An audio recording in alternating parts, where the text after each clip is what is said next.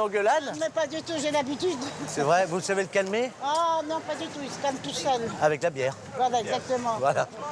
Elle, il n'y a pas de problème, mais lui, il faisait la gueule. Hein, puisqu'il dit, mais ça va pas te paraître ça à la télé.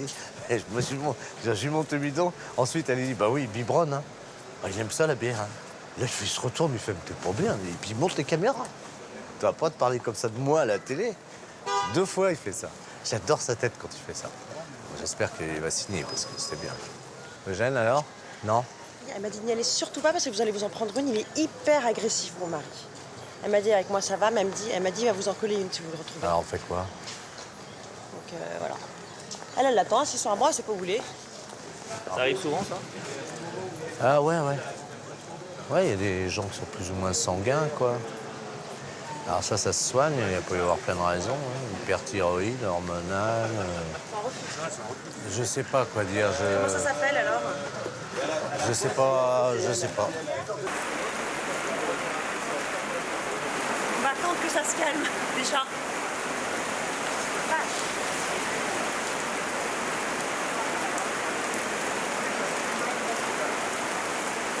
J'ai dans ma tête une petite chouette, j'ai dans ma tête une petite chouette qui fait des galipettes. Boris Helfsine, c'est moi qui l'ai convaincu de faire croire à la presse internationale, quand il était dans ses meetings avec ses gros battoirs, de se faire servir deux carafes d'eau. Et de lever et dire, ouais, vous allez dire que c'est les carafes de vodka, pas du tout, c'est les carafes d'eau. Et regardez, allez-y, goûtez. Personne n'osait le faire. Et pendant toutes les conférences de presse, il buvait avec ses carafes. Des grands verres comme ça. C'est de la vodka. J'ai influencé un certain nombre. C'est moi qui ai convaincu Obama d'être noir. Tu vas voir un chauve. Et je voudrais bien vous faire une blague, mais c'est un peu tiré par les cheveux. Ah ouais. Je me sacrifie. Non, c'est bien, ouais, c'est bien. Je voulais vous faire une blague, mais je trouvais qu'elle était un peu tirée par les cheveux. Ouais, mais il n'y en a plus. Ben voilà, c'est ça. C'est va pour bien ça. Ouais, ça va. Mais je me suis dit que non, en fait, non, je ne pouvais pas. Respect pour les chauves, on en a un, voyez-vous, on a un quota aussi. Il y en a de plus en plus. Ouais, non, je sais. Ouais. Mais nous, on a le quota à 10%, donc on est obligé d'avoir un chauve. C'est ça, fraternité entre vous deux, vas-y. Bon, attends. Ouais, si. Eh, menteur. Regarde, tous. Que de la gueule, hein. Ouais. Il y a moyen de faire un bar là-dessus? Hein?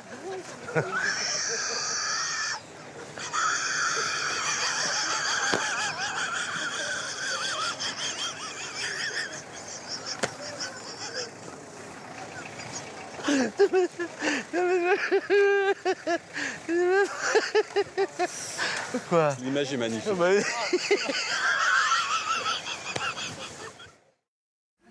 Alors, qu'est-ce qu'on dit? Montre-le. Monte ton cadeau, Hervé. Allez, venez tous se faire un bit. Je vais le laisser à la réception, je le prendrai ce soir.